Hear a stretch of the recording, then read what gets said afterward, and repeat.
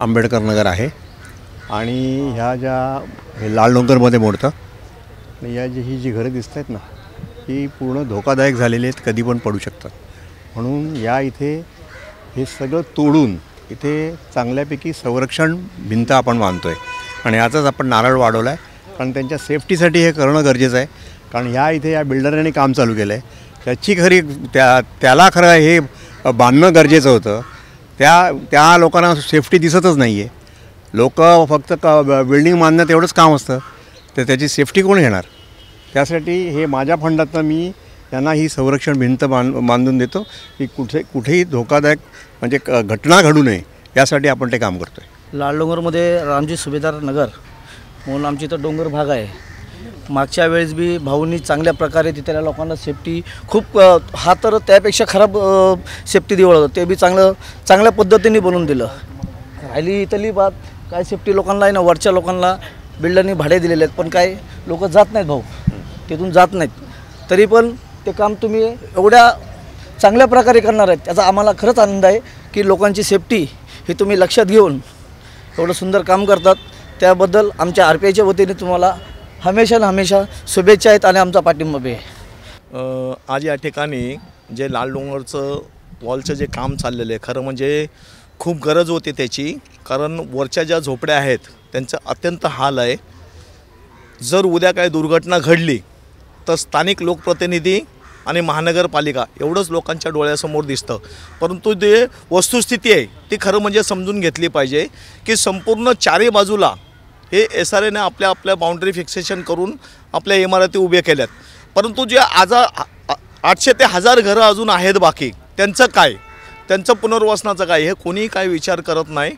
आम्ही बराच प्रयत्न केला, आमदार साहेबांनी केला, मी केला, परंतु त्याचा काही रिझल्ट लागला नाही. आणि शेवटी त्यांना आज जाण्या येण्यासाठी सुद्धा रस्ते राहिलेले नाही आहेत. भविष्यात त्यांचे हाल होऊ नये म्हणून आमदार साहेबांनी पुढाकार घेऊन हे जे काही काम चालू करतात, कारण त्यांच्या सुरक्षेसाठी आहे आणि ती सुरक्षा कायम राहावी आणि त्यांना इतरही सुविधा देण्यास आम्ही कटिबद्ध आहोत.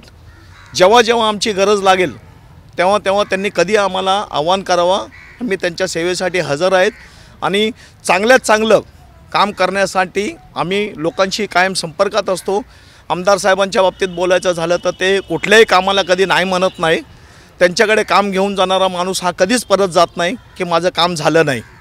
त्याचं एकमेव कारण असं आहे की ते प्रत्येकाच्या अडीअडचणी बघतात आणि त्यानुसार काम करतात.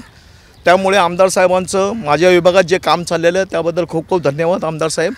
आणि असंच काम तुम्ही करत राहावं हीच आमची सदिच्छा आहे.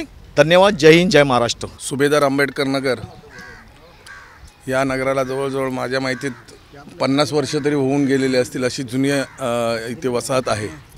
आणि या वसाहतीमध्ये एवढ्या वर्षापासून 50 वर्षापासून लोक राहणारी स्थानिक लोक आहेत. आज प्रत्येकाने आपापल्या बाउंड्र्या जरी मारल्या असल्या तरी वरच्या लेवलला वरची जी झोपडपट्टी आहे, स्लम एरिया आहे, त्या स्लम एरियाला खूप म्हणजे धोकादायक विभाग आहे.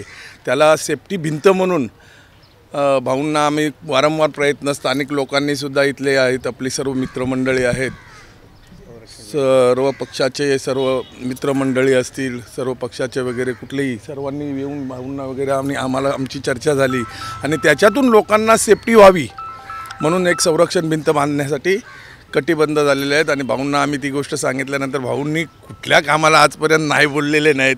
तो शौचालय असो किंवा मंदिर असो, मस्जिद असो, बुद्ध विहार असो, कुठला गल्लीतले नाले असो, शौचालय किती कामं करतात ते त्यांनाच माहिती आहे. मस्जिद असो, मंदिर असो, स्मशानभूमी असो किंवा दफनभूमी असो, प्रत्येक ठिकाणी भाऊंचं काम आहे. भाऊंना खरोखर धन्यवाद देतो. मगाशी काही जण बोलले की भाऊ पुढच्या वेळी हॅट्रिक करून डायरेक्ट मंत्रीच बना. म्हणजे हे आम्ही आमच्या पक्षाचा म्हणून बोलत नाही, तर एक सर्वसाधारण नागरिकसुद्धा आजच्या तारखेत बोलतात की आमदार असावा तर कसा असावा, तर तो प्रकाश पातारपेकरसारखा असावा. मी भाऊंना खूप धन्यवाद देतो. भाऊ असेच आमच्या विभागातल्या सर्व नगरांमध्ये तुमचा असाच बारकाईने लक्ष असो आणि आमच्या लोकांची जे काही असतील कामं ते अशीच करून द्या. आम्ही नाही आजपर्यंत बोललो आणि कधी नाही झाले असं मला नाही माहिती, पण तरीसुद्धा आणखी असेच कामं करत राहावं अशी भाऊंकडे आम्ही सदिच्छा मांडतो.